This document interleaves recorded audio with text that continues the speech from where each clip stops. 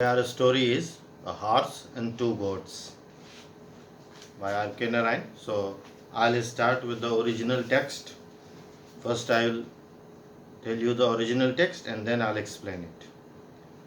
So, one of the 700,000 villages dotting the map of India, Kritam was probably the tiniest indicated on the district survey map by a microscopic dot. But its size did not prevent it to name the grandiose name Kritam, which means in Tamil coronet or crown on the brow of this subcontinent. The village consisted of less than 30 houses. Only one of them was built with bricks and cement, painted only with red and blue all over, with gorgeous carvings of gods and gargoyles on its balustrades. It is known as the big house. The other houses were distributed in the four streets. They were generally made up of bamboo thatch, straw, mud, and other unspecified materials. Mani's was the last house in the fourth lane, above which the ground stretched. In his prosperous days, Mani used to have a flock of 40 sheep and goats and sallied forth every morning driving the flock to the highway a couple of miles away. There he would sit on the pedestal of a horse,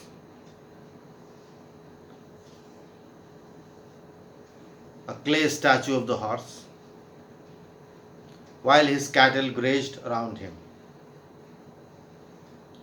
He carried a crook of the end of the bamboo pole and snapped foliage from the avenue street to feed his flock. He also gathered fagots and dry sticks, bundled them, and carried them to home for the fuel. His wife lit the domestic fire at dawn, boiled water in a mud pot, threw into it a handful of millet flour, added salt, and gave him the first nourishment of the day. And when he was out, she would put him a lunch. Once again, the same millet cooked into a little salt, which he could swallow with a raw onion at midday. So, these were the two starting paragraphs of the story, The Horse and Two Goats, which I told you in the language of R.K. Narayan. Now let us understand it. So it's a story of a tiny village, Kritam, which is very small, consisting of less than 30 houses. And if you just see it in the district map, it will be represented by a microscopic dot. And all the villages in India are represented as dots in the map of India. But Kritam is too small to be represented by a dot, so it is represented by a microscopic dot. And that village has just only one house that consists of cement and brick with gorgeous carvings and gargoyles in the balustrade. That was the big house. And except that house, all the houses were made up of thatch, mud, and unspecified material. The houses were consisted in 4 lanes, and Mani's was the last in the fourth lane. Beyond that, the ground, the field stretched. Now, this is about the village, about the tiny village. But its size has not prevented in naming it, because Kritam means crown in Tamil language. So, village was named in its grandize as Kritam, but its size was tiny. So, Mani, in his rich days, he used to he used to own 40 goats and sheep, a flock of 40 goats and sheep. And he used to take them in the morning, every morning, to the grounds near the highway, where he used to sit on the pedestal of the statue of a horse, and he gets crook, bamboo, and snapped foliage for the fodder of his cattle. And he also got fagots and dry stick for the fuel of the house. So this was village and this is Mani. You can call him Muni also, as you wish. Muni has a wife also, and she used to lit the domestic fire in the morning in a mud pot. In boiling water, she used to put millet flour and then mix it with salt and give the first nourishment to the Mani. And after that, when he used to go out, she usually gave him a packed lunch, which also consisted of the same meal, but now they are balls which Mani used to swallow in the afternoon with a raw onion. So this was the explanation. The situation has been settled in a way that the village has been explained, the poorness of Mani has been explained. Even when he was rich, he was poor, and it has been elaborated well that what his wife used to do and what Mani used to do. So that was the original extract, and that was the explanation. So we again focus on the extract given by the original text of R.K. Narayan. His fortunes have declined gradually. From the flock of 40, which he drove into a pen at night, his stock had now come down to 2 goats, which were tethered in the domestic tree which is in front of his house. And occasionally, Mani could shake down the sticks of the drumstick tree. This morning,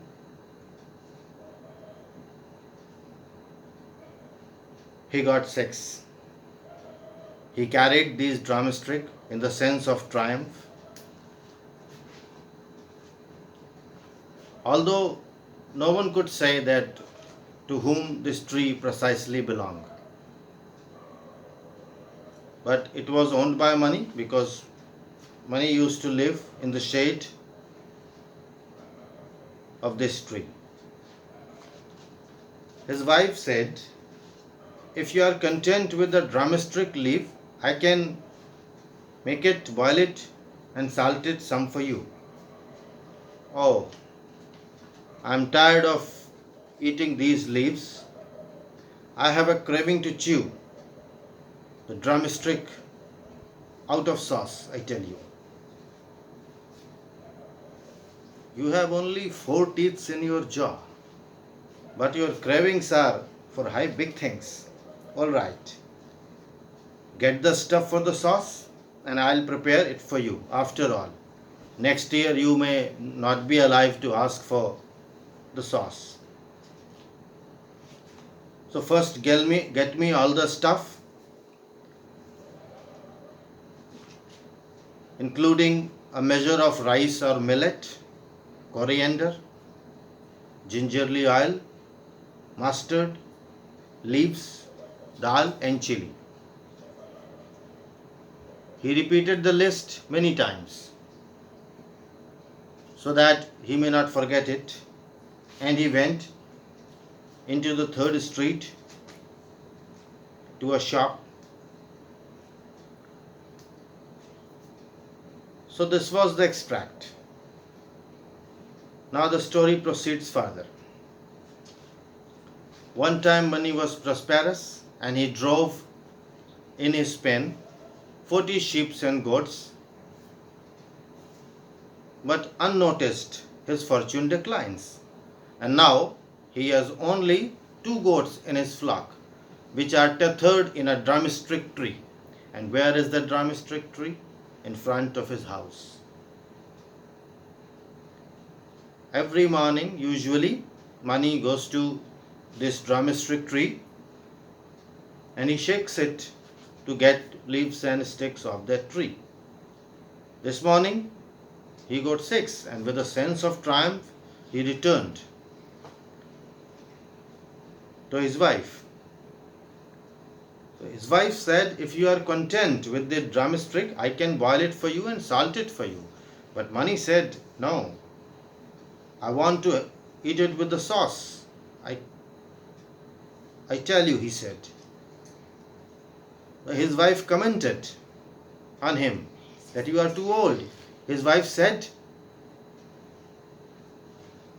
that you have only 4 teeth in the jaw, but your cravings are very big for very big things. Our store is empty. If you can get stuff for me, then I'll prepare sauce for you.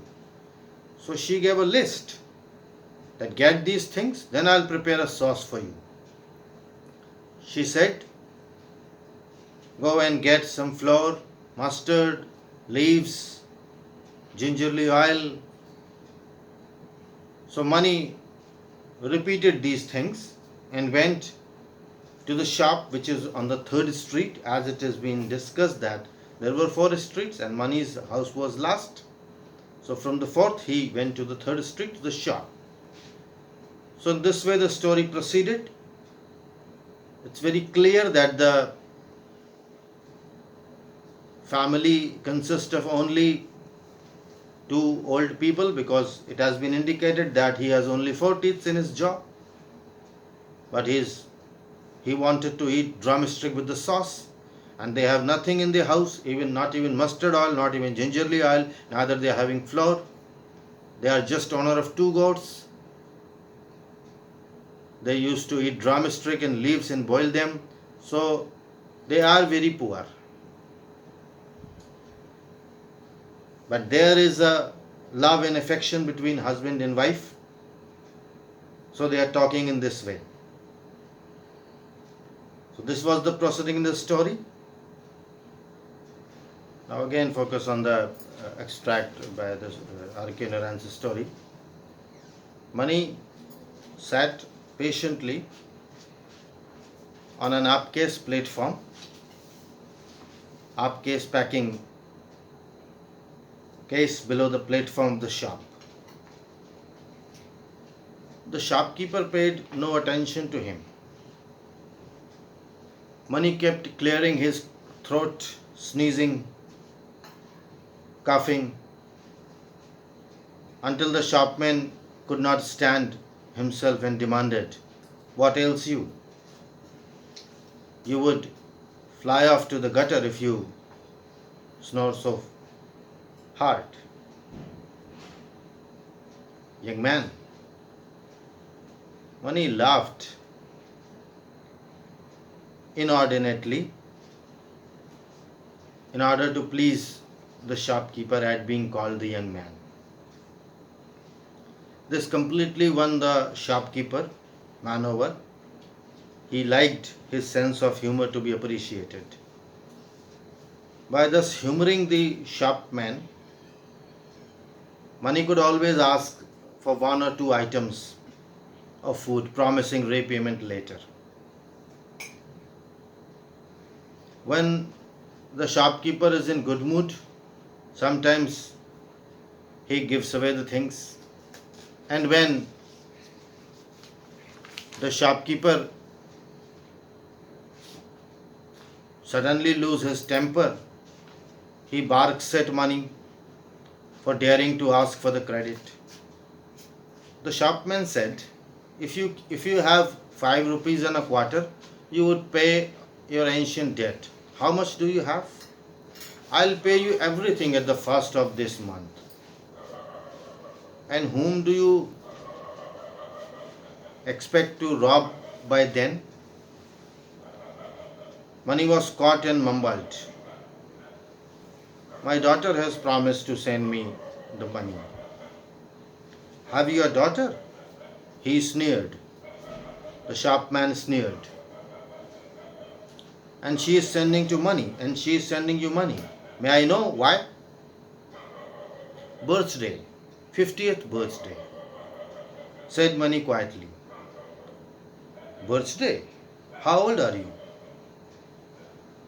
Mani repeated weakly, not being sure of himself. 50. Mani always calculated his age from the time of famine, when he was as high as the wall of the parapet. But who could be sure about these things when there are so many famines occurring? The shopman felt encouraged when he saw that many customers stood around to watch the comment. More likely you are 70, he said to Mani. You also forget that you mentioned your birthday 5 weeks before when you asked for a castor oil for your holy bath. At this, Mani unabastrously rose and moved off. He later told his wife, that scoundrel will not give me anything. So go out and sell the drumstick for what they are worth. So this, in a sense, is a communication between a shopkeeper and a poor man Mani. His wife has given a list of things that he has to purchase, and he had no money, he was out of money. So he went to the shopkeeper for the credit. But the shopkeeper knew that he will not pay anything. So initially he didn't give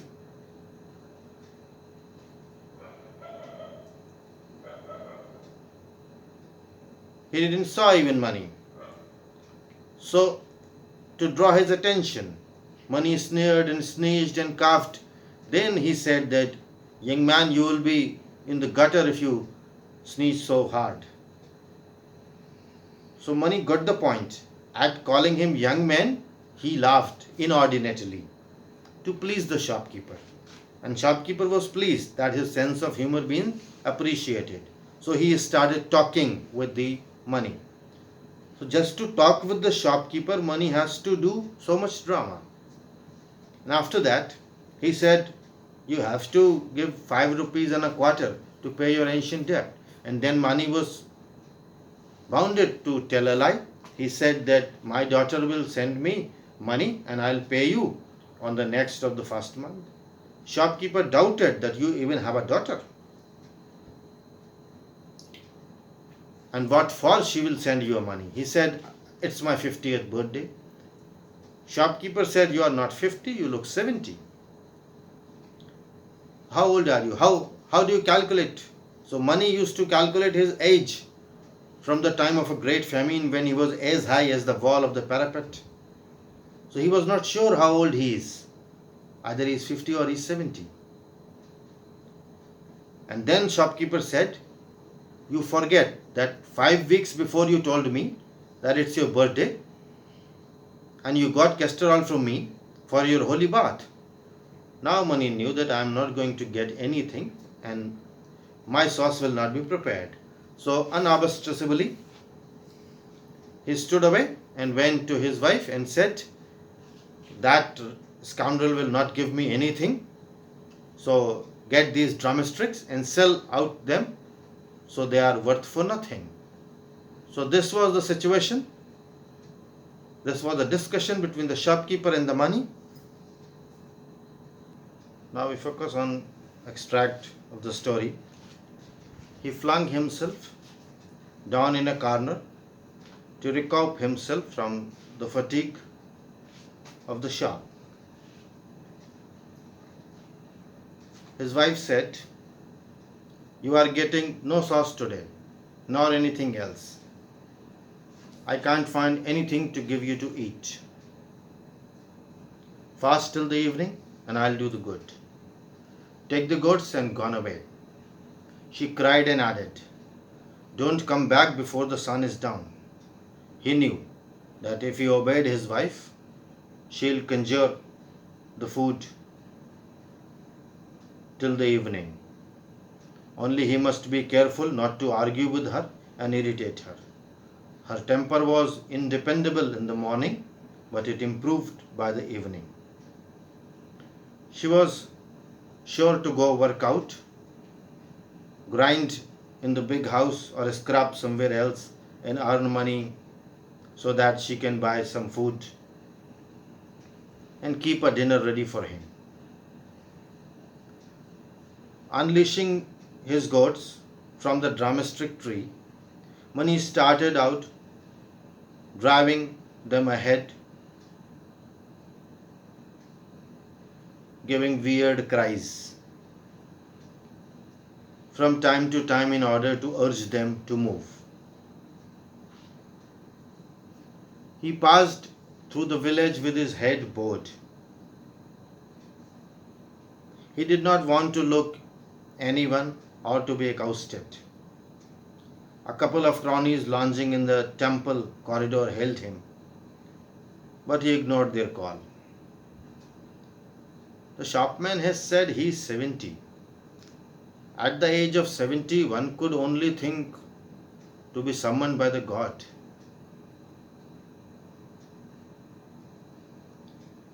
When he'll be dead, what will his wife do? They lived each other's company since they were children. At the time of marriage, he was told that he is 10 and his wife is 8 years old with no progeny. Perhaps more progeny would have created more blessings to him. So this was the extract of the story. Moving further. So Mani was unsuccessful in getting anything from the shopman. So his wife said that today you have to fast. You are not going to get anything to eat because I don't have anything to eat. And just go out with these goats and don't come back until the sun is down. Mani was very well aware if he did not argue and did not irritate her, her temper will improve by the evening. The only thing he has to do, not to return the home till the sun is down. Because he was very confident that she will work in the big house, she will scrap something, she will grind something, get the money, buy the things and prepare the dinner by the evening. So if he did not return by the evening, he is going to get the dinner. So Mani just went to the drumstick, unleashed his goats, and in a thoughtful way, bowing his head, he went ahead and making cries, weird cries, so that the goats can move. He did not wanted anyone to talk with him, neither any acoustic to hear. A couple of cronies lounging from the temple held him, but he did not give any ear to it. He was thinking, the shopman has told me that I am 70 years old. So at 70, one can only think of that I may die at any day. So what will happen to my wife when I die? Because we are living with each other since we were children. I was 10 years and she was 8 years when we were married. And we have no progeny, no children. So if we had children, then it must be a blessing of the God. Sumani is in a depression. Her wife is surviving to get a dinner for the evening. This is the situation, and the story is proceeding in this way. Now we again focus on the story. Mani lifted his head only on the part skirt to look up, and he urged and bullied the goat until they meandered around the statue of the horse.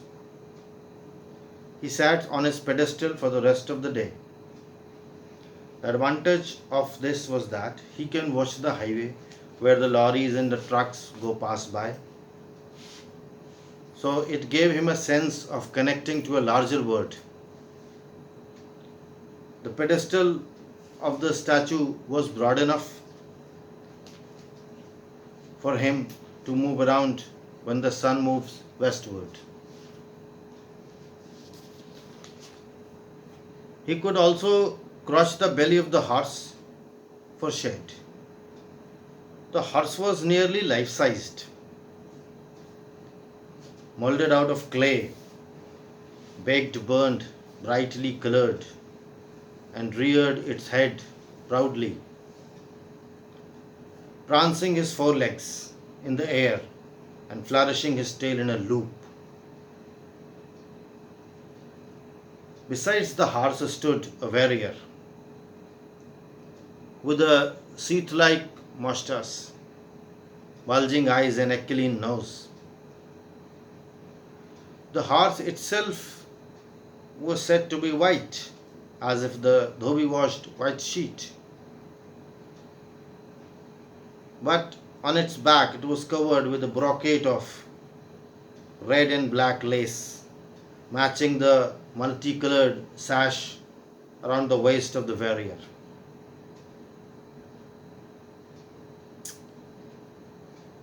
But none in the village remembered the splendor, and no one noticed its existence.